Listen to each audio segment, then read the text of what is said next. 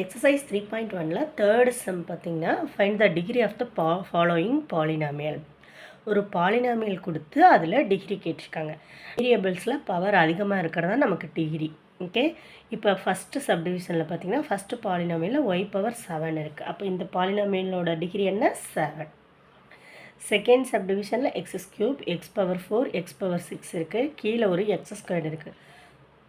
இந்த X ஸ்கொயர்டை cancel பண்ணிடணும். எல்லா டேர்ம்ஸ்லேயும் கேன்சல் பண்ணிட்டிங்கன்னா வர ரிசல்டன்ட் பாலினாமியலுக்கு என்ன வரும்?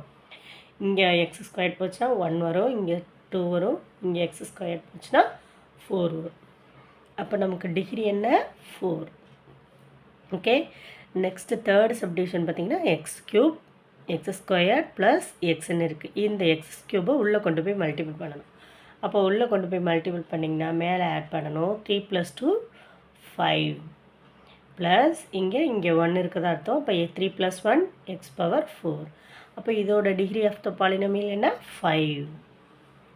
நெக்ஸ்ட்டு ஃபோர்த்து சப்டிவிஷன் பார்த்திங்கன்னா 3 பவர் எக்ஸ் பவர் 4 இருக்குது, எக்ஸ் ஸ்கொயர்டு இருக்குது, எக்ஸ் பவர் 6 இருக்குது. அப்போ polynomial degree of the polynomial என்ன? 6.